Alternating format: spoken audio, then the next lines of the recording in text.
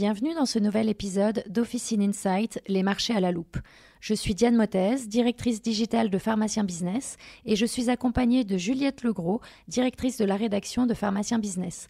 Juliette, bonjour, ravie de te retrouver. Bonjour Diane, je suis ravie également.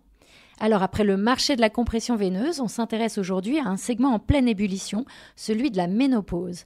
Il semblerait que les tabous autour de ce sujet s'estompent. Disons qu'il y a du progrès. Si on commence à parler ouvertement de ce sujet, le tabou n'est pas complètement levé, pas encore en tout cas. Les mouvements comme MeToo ont joué un rôle crucial dans la libération de la parole des femmes sur de nombreux sujets, et la ménopause en fait partie.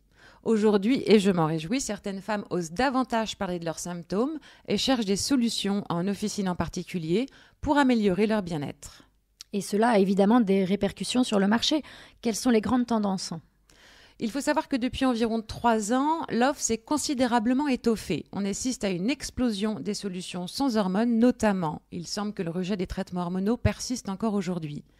Dans ces solutions, on trouve les compléments alimentaires qui dominent largement avec près de 80% des parts de marché en valeur dans les pharmacies versus les médicaments de prescription médicale facultative qui sont autour de 20%.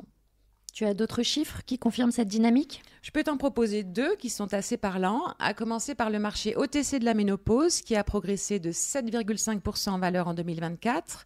L'autre est relatif au segment santé de la femme, alors assez global c'est vrai mais qui en dit long, et qui enregistre une croissance importante de 25%.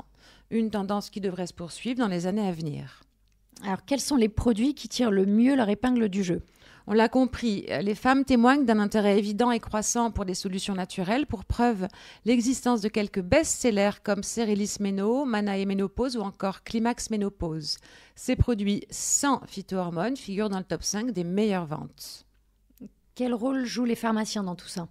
Un rôle central, puisque environ 90% des ventes de ce type de produits se font en officine. Le pharmacien est donc le premier interlocuteur des femmes pour obtenir des conseils et des solutions adaptées. Et si les femmes en parlent plus facilement, il faut noter que les pharmacies offrent aujourd'hui une plus grande visibilité à ces produits, ce qui accroît également la demande. On est donc dans une sorte de cercle vertueux et on ne peut que s'en réjouir pour les femmes d'abord, pour les pharmaciens ensuite. Au-delà des compléments alimentaires, d'autres segments émergent-ils ? Pas vraiment, mais on peut quand même noter l'apparition des gummies.